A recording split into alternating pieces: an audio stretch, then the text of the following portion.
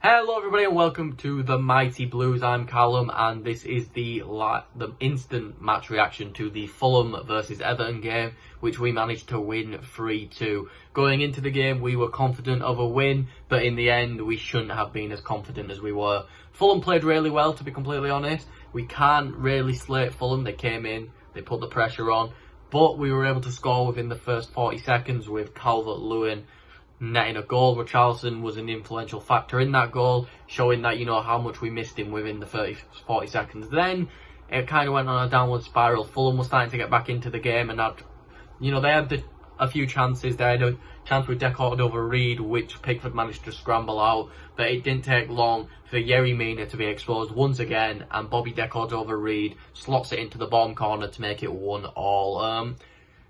After this, Fulham were able to get back into the game a little bit, but then we just started to completely dominate.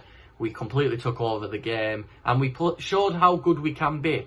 Throughout the rest of that Fulham barely touched the ball. We were completely dominant, and that showed with the second goal, which was a lovely bit of work into Calvert-Lewin's feet, and then it was, that was 2-1. And then the third goal, it was, I believe, a cross from Digne, which Decore was able to get his head on to make it 3-1. The Frenchman grabbed his first goal for Everton since joining in the summer. And then, going at half-time, we were confident as Everton fans. We were like, right, if we come out in the second half playing the same brand of football, this game could end 6 or 7-1, maybe 6 or 7-2, So we were like, right, let's get ready for this, let's go. And then the calamity happened. We fell apart in the second half. We were lucky not to concede, but then Fulham made some smart changes, bringing on Mitrovic and Loftus-Cheek. And Loftus-Cheek proved troublesome straight away, winning a penalty from Ben Godfrey, which I don't think Godfrey should be slated for. Let's face it, if he doesn't give away the penalty there, then to put it simply, Loftus-Cheek goes around him and probably scores. But then we saw the penalty and I forget his name. I think it's Carvalho or something like that. Cavallero? I'm going to say it's that. Cavallero manages to take a worse penalty than Lookman against West Ham and sends the ball absolutely flying over the bar. But then, Everton did what Everton do. We completely shut down. The defence was like, right, we've won this game. We took Fulham for granted, which is what I said in the preview we shouldn't do. We took Fulham for granted, and Loftus-Cheek was able to slide away a goal, which, in all honesty, Yerry Mina probably should have blocked, but he did some stupid kneeling thing. I couldn't understand what he did. I couldn't explain to you what he did. Don't get me wrong, I don't think it's completely his fault, but at the same time, I think he could have handled that situation better. And then, Fulham just took over after that. We barely touched the ball. Fulham were all over us. Counter-attack, counter-attack, counter-attack.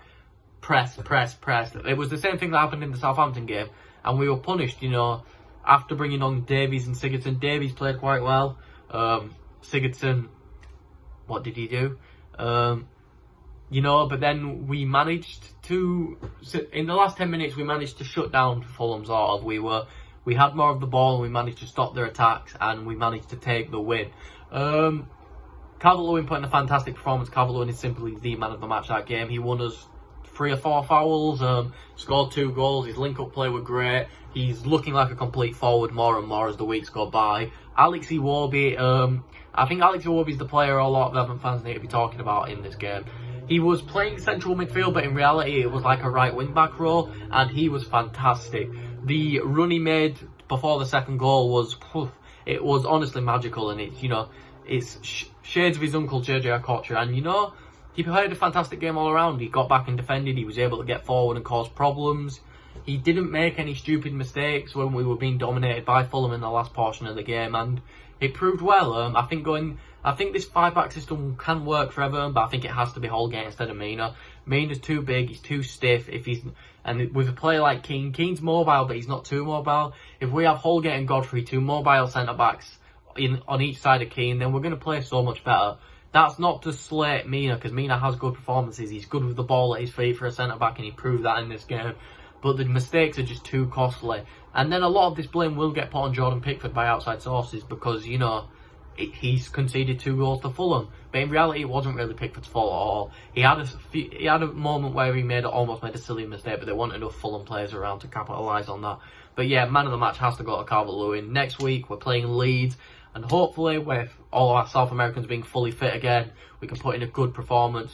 So thank you all for watching this instant match reaction. Please like, subscribe, and I will see you all later.